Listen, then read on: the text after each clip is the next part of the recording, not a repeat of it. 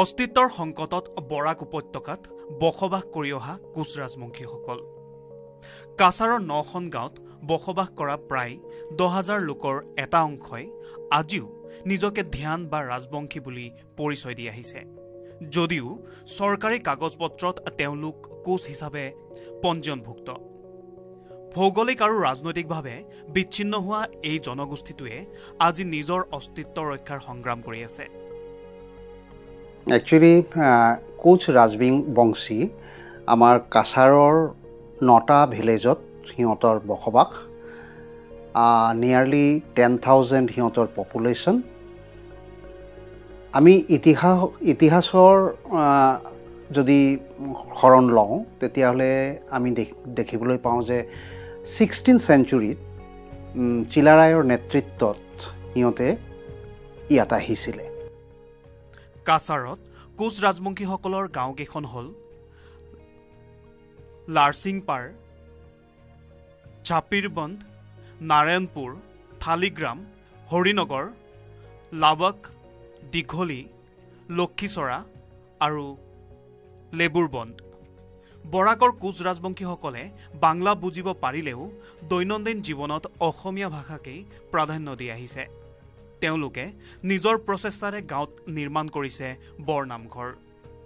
বৰাকৰ কোচ ৰাজবংশীসকলৰ ওপৰত গৱেষণা কৰা একমাত্ৰ গৱেষক জগন্নাথ সিং মহাবিদ্যালয়ৰ ৰাজনীতি বিজ্ঞান বিভাগৰ অধ্যাপক ডক্টৰ স্বপন দাসে এই সন্দৰ্ভত বিভিন্ন তথ্য দাঙি ধৰে। আমি বেচিকেলি কাছাৰৰ ইতিহাস যদি ধৰোঁ, সিহঁতৰ আগৰ যিটো পৰিচয় আছিল সেইটো ধ্যান বুলি কৈছিলে সিহঁতক। কাৰণ দেৱানৰ পৰা সিহঁতে কোচ ৰাজবংশীৰ দেৱান সম্প্ৰদায় আছিলে।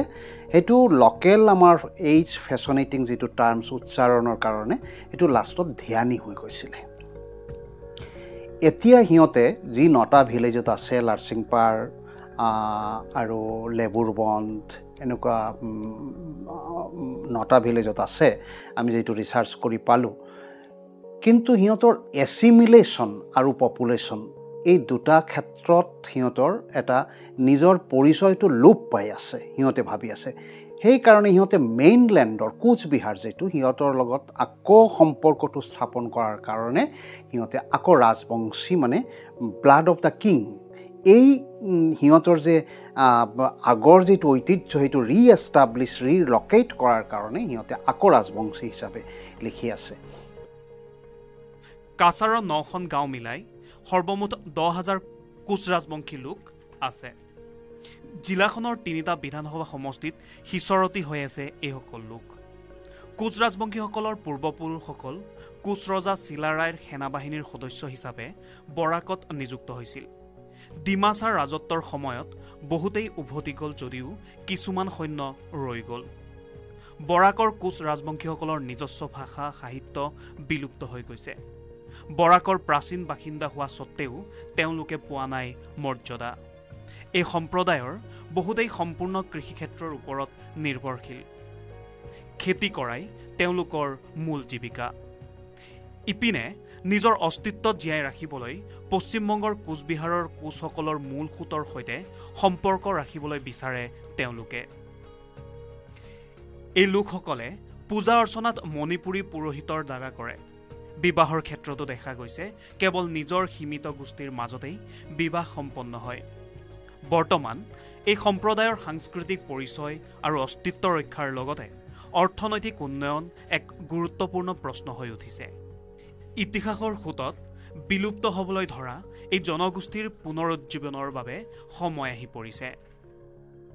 আমি চিলাৰায়ৰ দিনত অহা মানুহ ইয়াত আজিও আমাৰ এটা প্ৰমাণ সহকাৰে আমি দেখাব পাৰোঁ। আমাৰ খাছপুৰত এতিয়াও ৰাজবাৰী আছে।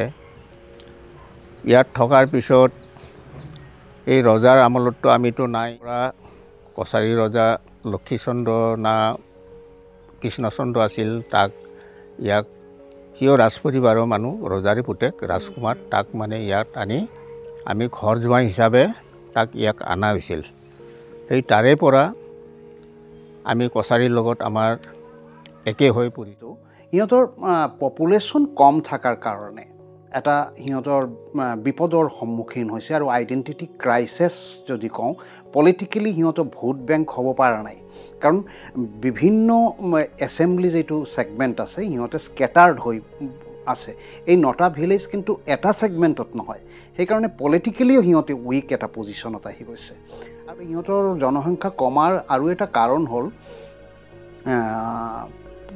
সিহঁতৰ কাম কাজৰ একদম কমপ্লিটলি এগ্ৰিকালচাৰ বেছড আৰু সিহঁতৰ যিটো ডেকা ল'ৰাবিলাক আছে সিহঁতে এতিয়া ইয়াত নাথাকে সিহঁতে বেংগালোৰ হায়দৰাবাদ এনেকুৱা কোম্পানীত যেন বৰ্তমানৰ যিটো ট্ৰেণ্ড আৰু সিহঁতে তাতেই গুচি যায় আৰু তাতেই থাকি যায় তাতেই ৰিএষ্টাব্লিছ কৰে সেইকাৰণে কোচ ৰাজবংশী এটা আমাৰ ইয়াত এটা ডেকোৰাম সিহঁতে দেখিবলৈ কথা ক'বলৈ অসমীয়া ভাষাত কথা পাতে আৰু যিহেতু আমি কলেজৰ অধ্যাপক আমাৰ কলেজত বহুত ছাত্ৰ ছাত্ৰী আছে সিহঁতে অসমীয়াতেই কথা পাতে আৰু বৰ্মন যিটো সম্প্ৰদায় আছে বৰ্মন সম্প্ৰদায়ৰ লগত সিহঁতৰ বিৰাট এটা মিল আছে কাছাৰত এতিয়াও ধ্যান বস্তি বুলি এটা ভিলেজ আছে কিন্তু সিহঁতৰ যে আইডেণ্টিটিটো আমি কোচ ৰাজবংশী আমি ৰাজবংশী সেইটো ৰাজাৰ বংশটো এষ্টাব্লিছ কৰাৰ কাৰণে সিহঁতে টাইটেলটো চাৰনেমটো ৰাজবংশী কৰিছে কোচবিহাৰৰ ৰাজবংশী আমাৰ তেজপুৰৰ